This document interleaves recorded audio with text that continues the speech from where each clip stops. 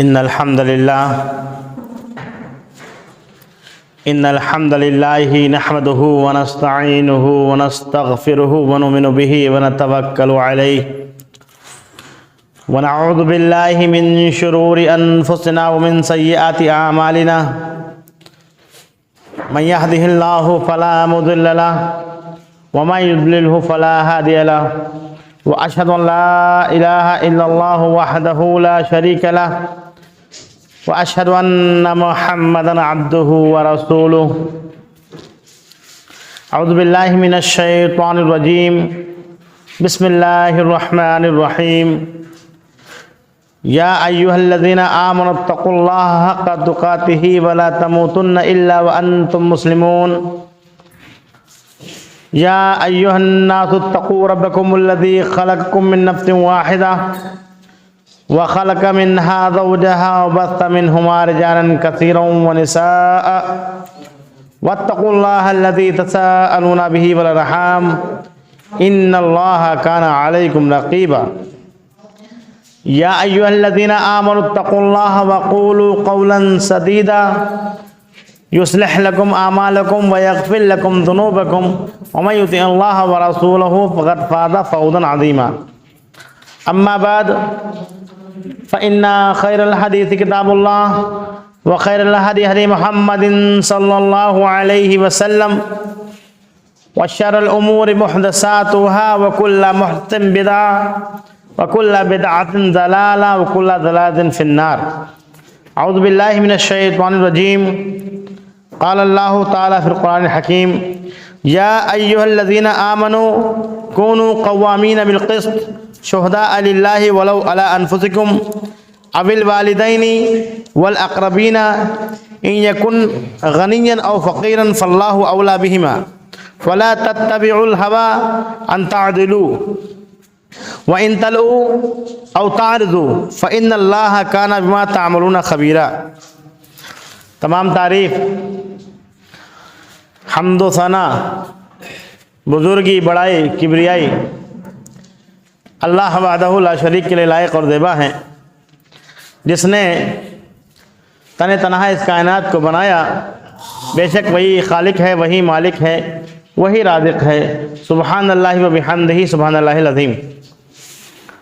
بے شمار درود و سلام نازل ہو ہمارے آخری پیغمبر، شافی محشر، امام الانبیاء، سید المرسلین محمد رسول اللہ صلی اللہ علیہ وسلم پر، جن کے ذریعے اللہ رب العالمین نے ہماری رشد و ہدایت کی اور اس دین کو مکمل کیا۔ اللہم صلی علی محمد وعلی آل محمد کما صلیت علی ابراہیم وعلی آل ابراہیم انکا حمید مجید۔ اللہم بارک علی محمد وعلی آل محمد کما بارکت علی ابراہیم وعلی آل ابراہیم انکا حمید مجید۔ محترم حاضرین جمعہ، میں نے ابھی آپ حضرات کے سامنے سورہ نساء سورہ نمبر 4 آیت نمبر 135 کی تلاوت کی ہے۔ اس آیت کی ضمن میں آج میرا جو موضوع سخن ہے وہ ہے عدل و انصاف۔ عدل و انصاف کی اسلام میں کیا اہمیت ہے اور قرآن حکیم اس کے بارے میں ہماری کیا رہنمائی کرتا ہے، نبی صلی اللہ علیہ وسلم کی زندگی میں سے کچھ واقعات میں عرض کرنے کی کوشش کروں گا انشاءاللہ۔ سب سے پہلے آیت کا ترجمہ سن لیں۔ اے وہ لوگوں جو ایمان لائے ہو، کونوا قوامین بالقسط شہداء للہ، عدل و انصاف پر جم جاؤ۔ اے وہ لوگوں جو ایمان لائے ہو، عدل و انصاف پر جم جاؤ اللہ کے لیے، اور گواہی دو حق کی اللہ کے لیے۔ وَلَوْ عَلَىٰ أَنفُسِكُمْ، چاہے وہ گواہی تمہارے اپنے خلاف ہی کیوں نہ ہو، أَوِ الْوَالِدَيْنِ، چاہے تمہارے والدین کے خلاف کیوں نہ ہو، وَالْأَقْرَبِينَ، چاہے رشتہ داروں کے خلاف ہی کیوں نہ ہو، إِن يَكُنْ غَنِيًّا أَوْ فَقِيرًا فَاللَّهُ أَوْلَىٰ بِهِمَا، چاہے امیر اور غریب کا معاملہ آئے، ان سب سے زیادہ نزدیک اللہ تمہارے نزدیک ہے۔ فلا تتبعوا الهوى، تو دیکھو اپنے ہوا کی، اپنے نفس کی پیروی مت کرنا، ان تعدلوا کہ تم انصاف نہ کر سکو، فَإِن تَلْؤُوا أَوْ تَعْرِضُوا، اگر تم کجروی اختیار کرتے ہو، اگر تم اعراض کرتے ہو، لوگوں سے روگردانی کرتے ہو، فَإِنَّ اللَّهَ كَانَ بِمَا تَعْمَلُونَ خَبِيرًا، تو بے شک اللہ رب العالمین جو کچھ تم کر رہے ہو اس سے باخبر ہے۔ آیت کریمہ ہمیں بتا رہی ہے اور ہمیں حکم دے رہی ہے، اللہ رب العالمین کا قانون یہ ہے کہ ہم عدل و انصاف کی گواہی دیں اللہ کے لیے، چاہے وہ فیصلے کی گھڑی ہمارے اوپر ہی کیوں گرا گزرے، ہمارے والدین کے خلاف ہی کیوں نہ مقدمہ ہو، لیکن ہم حق بجانب رہیں، ہم انصاف کی بات کریں، ہم عدل کا ترازو تھامے رہیں۔ ایسا نہ ہو کہ ہم اپنے نفس کی پیروی کرتے ہوئے رشتہ داروں کی، قرابت داروں کی آپسی محبت ہمارے عدل کے آڑے آ جائے، ہمارا انصاف عدل اور انصاف ہمارا رشتہ داری کی بھیٹ نہ چڑھ جائے، بلکہ ہر مرحلے میں اللہ رب العالمین نے کہا کہ عدل و انصاف کو قائم رکھنا ہے۔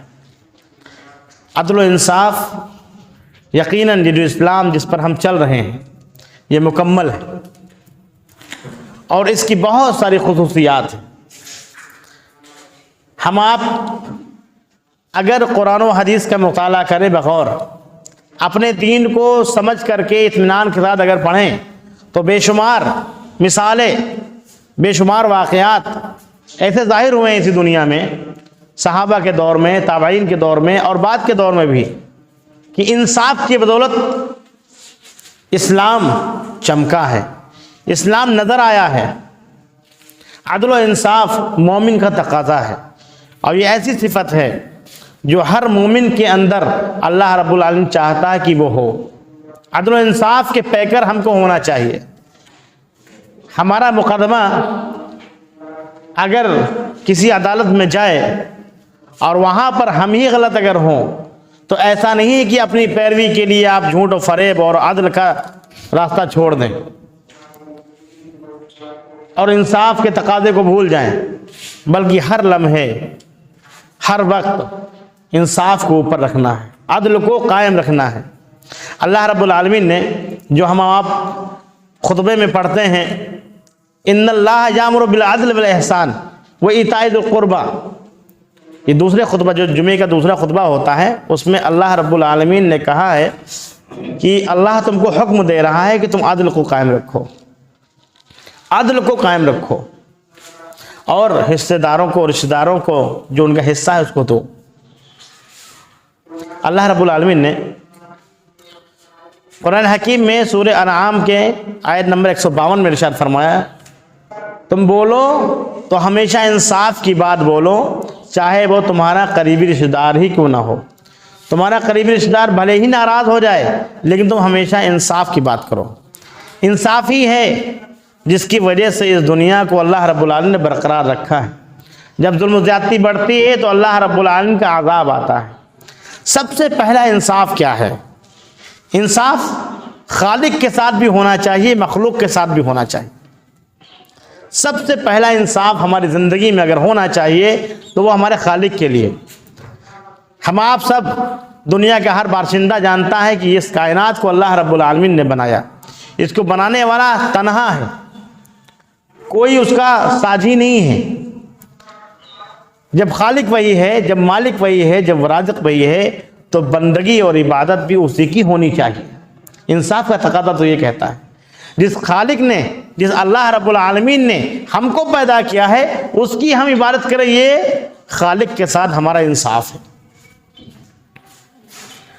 اور اسلام میں سب سے بنیادی اور سب سے ضروری چیز یہی ہے، عقیدہ توحید، کہ جس نے ہم کو پیدا کیا ہے اس کی ہم عبادت کریں، یہ انصاف ہے۔ پیدا اللہ رب العالمین کریں، ہم کسی اور کو کسی شکل میں پوجنے لگے، ان کی عبادت کرنے لگے، یہ انصاف نہیں ہے، یہ عدل نہیں ہے، یہ ججمنٹ صحیح ججمنٹ نہیں ہے۔ خالق کے ساتھ انصاف یہ ہے کہ ہم اللہ وحدہ لا شریک کی عبادت کریں، اس کے ساتھ کسی کو شریک نہ کریں۔ اب عقید توحید کی الٹ کیا ہے؟ ظلم۔ ان الشرک لظلم عظیم۔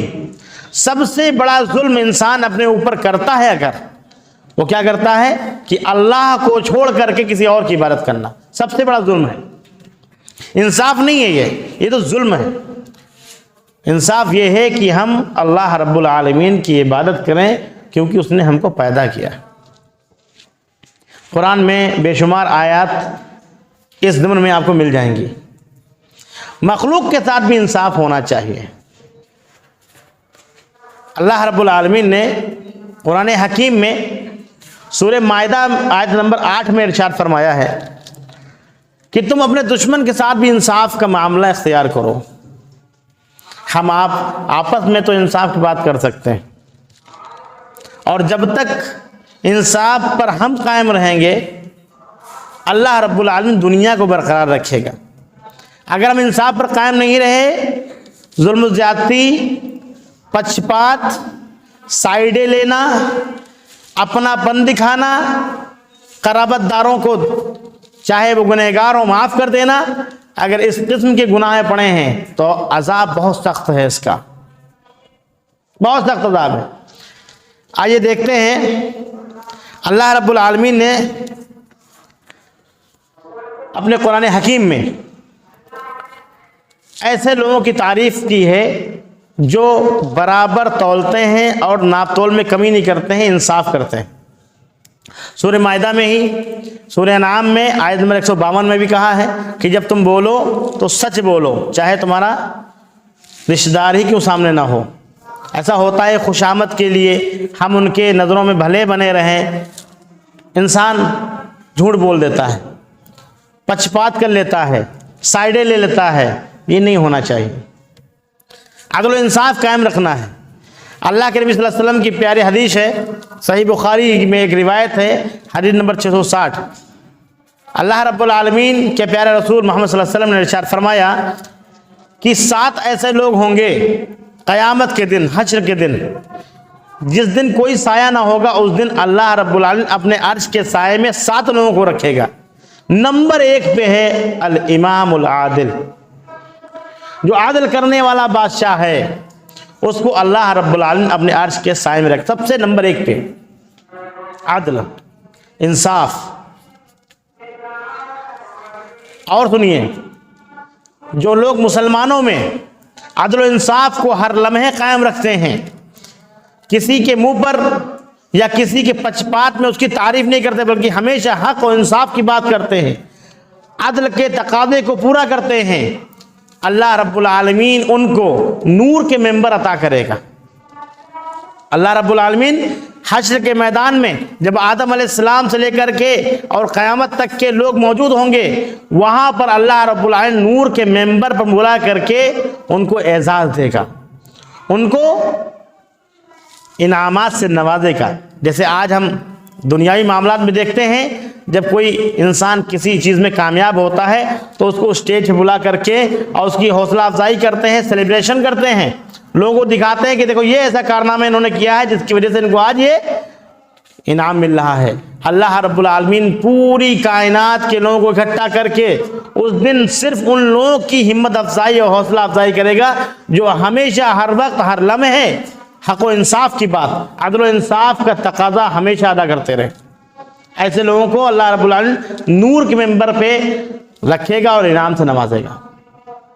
آئیے دیکھتے ہیں نبی صلی اللہ علیہ وسلم کی تعلیمات کیا ہیں عدل و انصاف کے تعلق سے۔ آپ کو پتہ ہے، بہت مشہور واقعہ ہے، فاطمہ نام کی ایک قبیلہ مخزوم کی ایک عورت تھی۔ قبیلہ مخزوم بڑا قبیلہ تھا، امیروں کا قبیلہ تھا۔ اس میں ایک عورت تھی، ایک لڑکی تھی جس کا نام فاطمہ تھا۔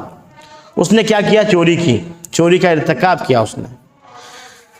اب بڑے لوگ، ہوتا کیا ہے آج کا معاشرہ کیسا ہے کہ اگر کوئی قریبی ہے تو جھوٹی گواہیاں، جھوٹے پروپیگنڈے، جھوٹی دلیلیں، جھوٹی رپورٹیں دے کر کے اس کو آزاد کروا لیتے ہیں، اس کو چھڑا لیتے ہیں۔ نبی صلی اللہ علیہ وسلم محسن انسانیت کا عدل دیکھیے، اور انصاف دیکھیے. آپ صلی اللہ علیہ وسلم کے دربار میں جو معاملہ آیا بڑے لوگوں کا معاملہ تھا.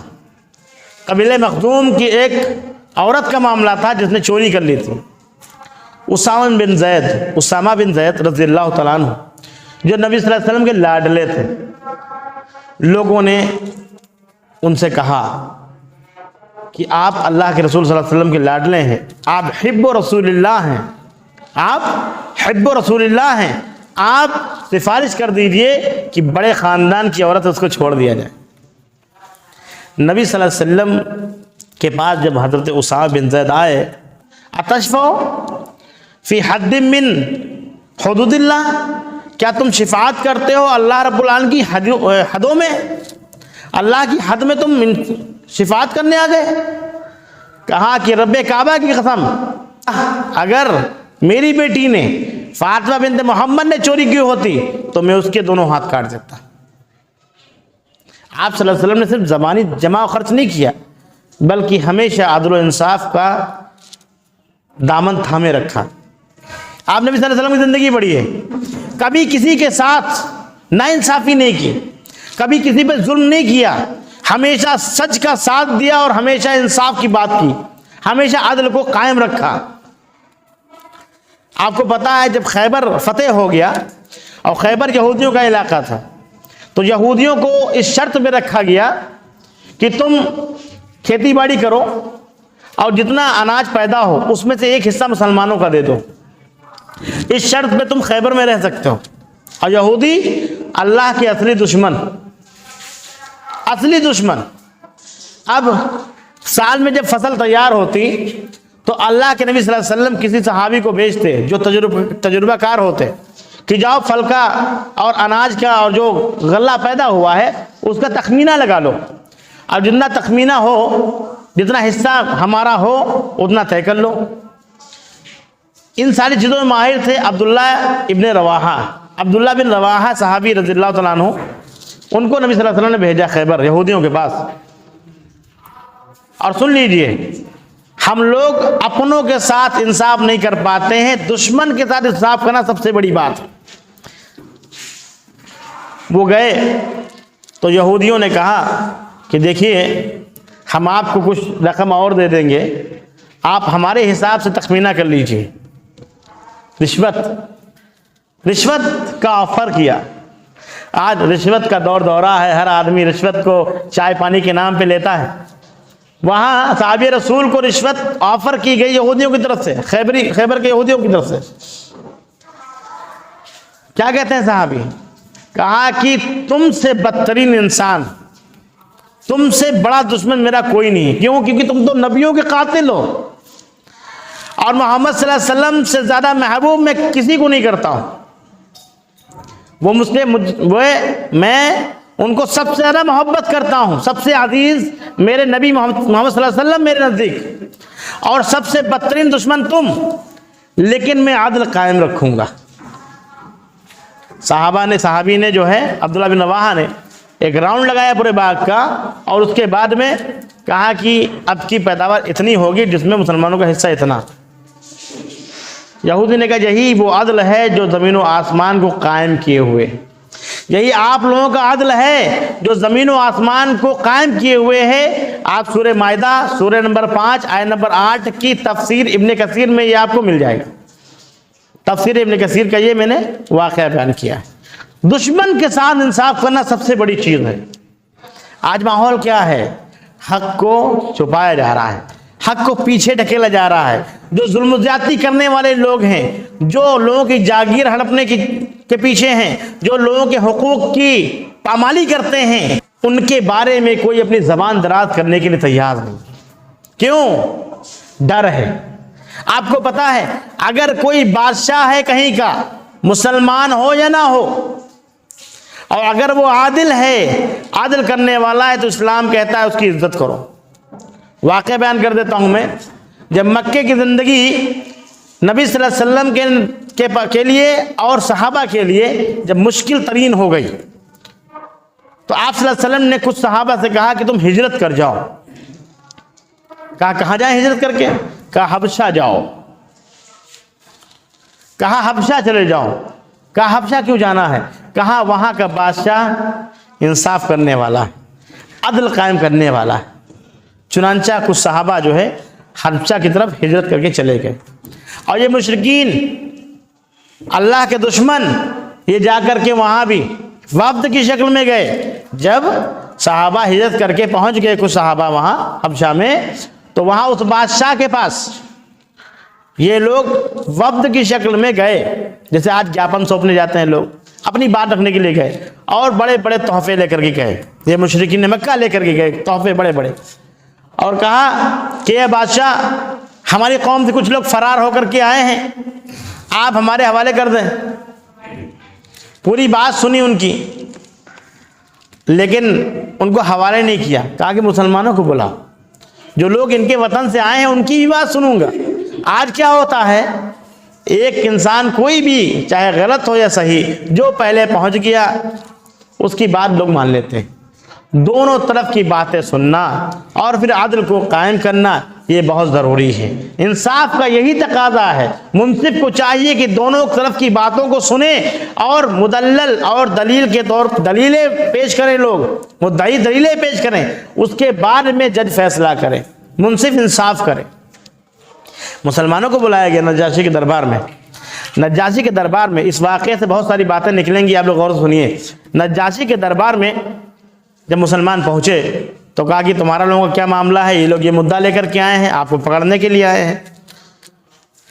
تو جو صحابی ہجرت کر کے گئے تھے انہوں نے ایک جعفر بن ابی طالب وہ بولیں گے، وہ ہمارا مدعا رکھیں گے. جعفر بن ابی طالب نے جو مختصر تقریر کی ہے، اور انہوں نے عدل و انصاف کی بات کی کہ ہم وہ قوم تھے جو بندوں کے حقوق مارتے تھے، کسی کی عزت نہیں کرتے تھے. اللہ رب العالمین نے ہم پر رحم و کرم کر کے ہمارے درمیان ایک رسول بھیج دیا، اور ہم نے ان کی بات مان کر کے بندوں کی بندگی سے نکل کے ایک اللہ کی بندگی ہم کرنے لگے. ہم پہلے کیا کرتے تھے؟ بندوں کی بندگی کرتے تھے، ایک دوسرے کو پوچھتے تھے، لیکن ہم ان کی بندگی سے نکل کر کے اللہ رب العالمین کی بندگی کرنے لگے. اور پھر اپنے رسول کے کہنے پہ چلے، عدل و انصاف قائم کیا، لوگوں کے حقوق پیش کیے. اب یہ لوگ چاہتے ہیں کہ ہم وہی پرانی زندگی میں آ جائیں اور جاہلیت میں جیسے کرتے تھے ویسے کرنے لگیں. لہٰذا ہم نے اپنا وطن چھوڑنا پسند کیا. انصاف کی بات تو یہ ہے. جعفر بن ابی طالب نے جب یہ تقریر کی تو نجاشی کے بارے میں کہا جاتا ہے کہ وہ رونے لگا، جبکہ وہ مسلمان نہیں تھا. نجاشی اتنا رویا ہے کہ اس کی داڑھی بھیگ گئی. وہ عیسائی تھا. اللہ کے نبی صلی اللہ علیہ وسلم نے جو کہا تھا وہ جو بادشاہ ہے وہ انصاف پسند ہے، وہ بات صحابہ کرام کے ذریعے سے اور وفد کے ذریعے سے اللہ رب العالمین نے ظاہر کروا دی کہ واقعی وہ انصاف پسند بادشاہ ہے. ایسے بادشاہ چاہے مسلم ہو یا غیر مسلم اللہ رب العالمین کے سائے میں ہوں گے اس دن. جن کو اللہ رب العالمین نے حاکم بنا رکھا ہے، بادشاہ بنا رکھا ہے، جن کے ذمہ داری پر عوام ہے، اور اگر وہ عدل و انصاف کے ساتھ رہتے ہیں، ان میں فیصلہ کرتے ہیں، ان کے حقوق کی پامالی نہیں کرتے ہیں، اللہ رب العالمین کے عرش کے سائے میں ہوں گے. یہ الامام العادل جو صحیح بخاری کی 660 نمبر حدیث ہے. اب آئیے، یہ بادشاہوں کی بات ہو گئی، صحابہ کی بات ہو گئی، نبی صلی اللہ علیہ وسلم کا عدل ہو گیا. آئیے ہمارے سماج میں جو ہمارے والدین ہیں ان کے بارے میں ایک صحابی کا قول ہے، بلکہ صحیح بخاری کی روایت ہے، 2587 غالباً حدیث نمبر ہے. نعمان بن بشیر رضی اللہ تعالیٰ عنہ، ان کے والد محترم نے ان کو صدقے کے طور پہ کچھ چیزیں دی. تو وہ صحابی نے کہا کہ میں تب تک نہیں لوں گا جب تک کہ نبی صلی اللہ علیہ وسلم گواہ نہ بن جائے. نبی صلی اللہ علیہ وسلم کے دربار میں پہنچے اور بیٹے نے نبی صلی اللہ علیہ وسلم کے سامنے رکھا کہ میرے والد محترم ہیں اور یہ مجھ کو اتنی چیزیں دے رہے ہیں اور میں چاہتا ہوں کہ آپ گواہ بن جائیں. نبی صلی اللہ علیہ وسلم نے والد سے پوچھا تمہارے کتنے بیٹے ہیں؟ انہوں نے کہا کئی بیٹے ہیں. کہا سب کو اتنا نہ دے رہے ہو؟ کہ نہیں، میں صرف ان کو دے رہا ہوں. کہا میں ظلم پہ گواہی نہیں دیتا ہوں، میں ظلم کی گواہی نہیں دیتا ہوں.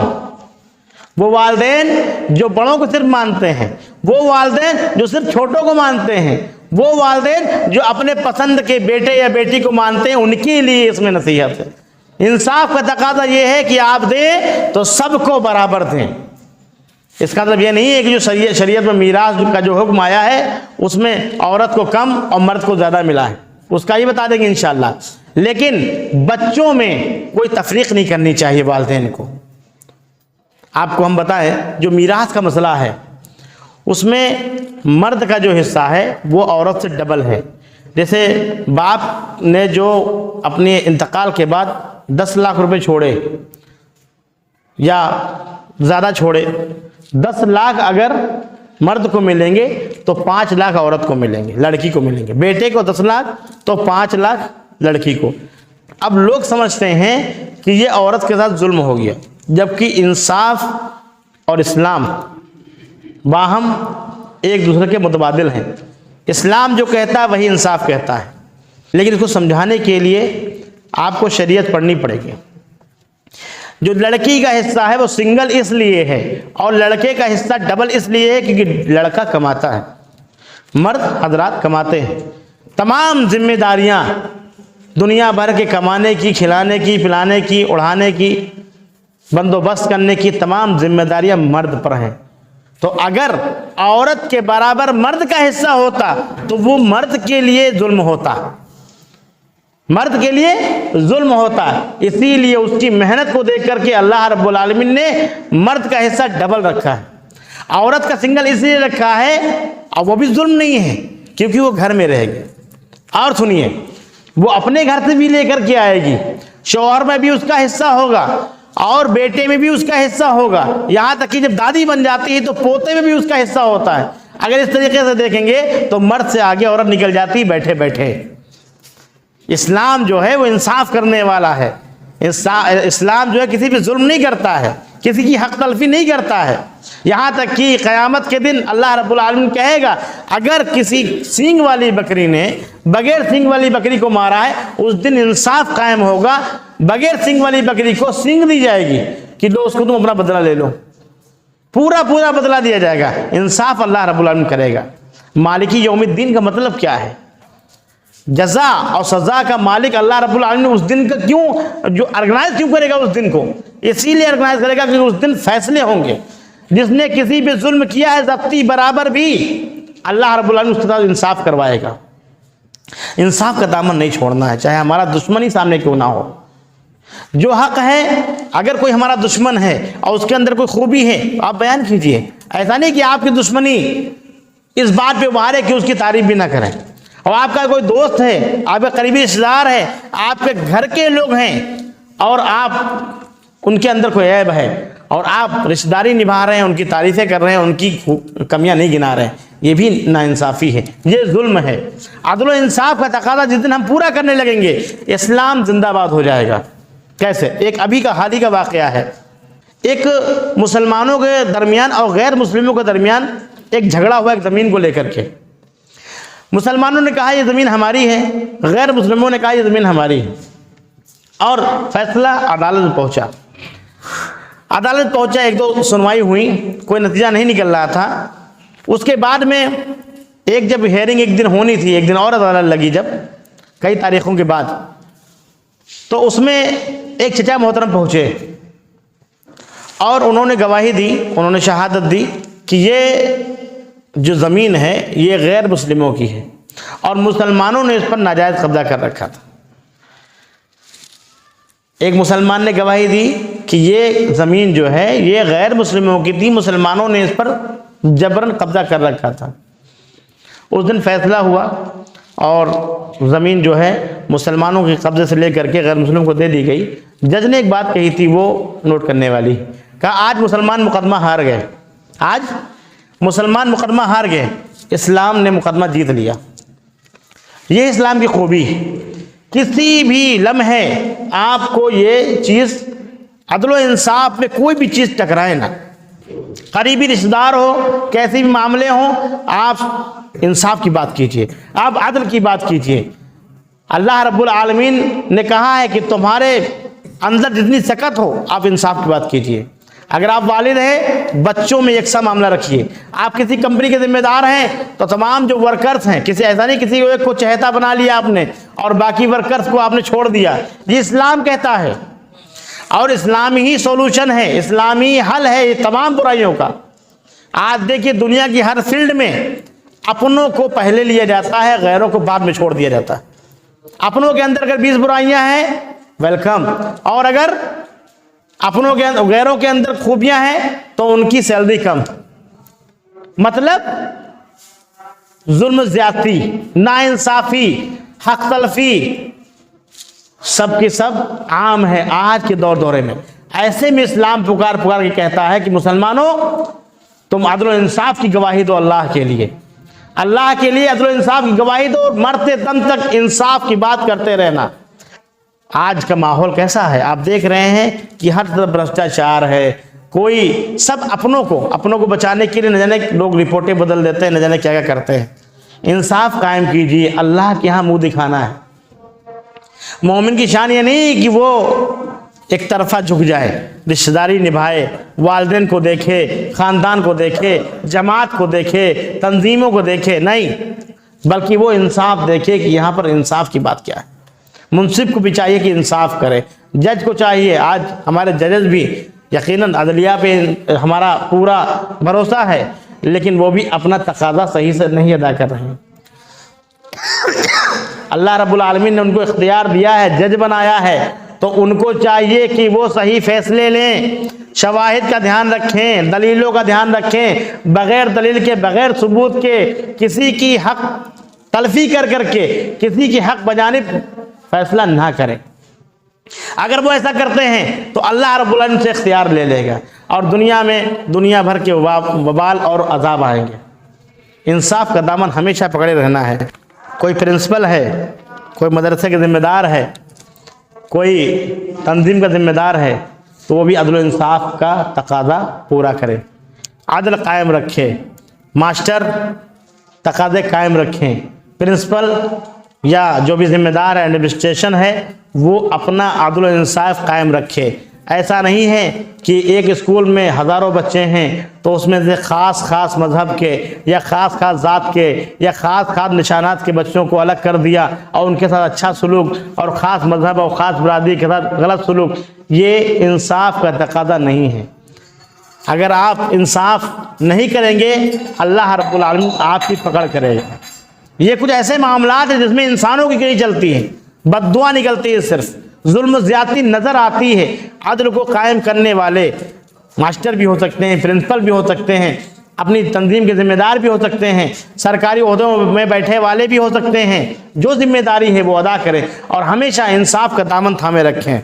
अल्लाह रब्बुल आलमीन से दुआ है कि अल्लाह रब्बुल आलमीन हम सबको अल्लाह अदल इंसाफ का तक़ाज़ा पूरा करने वाला बनाए। आमीन। वाखिर दवाना अल्हम्दुलिल्लाहि रब्बिल आलमीन।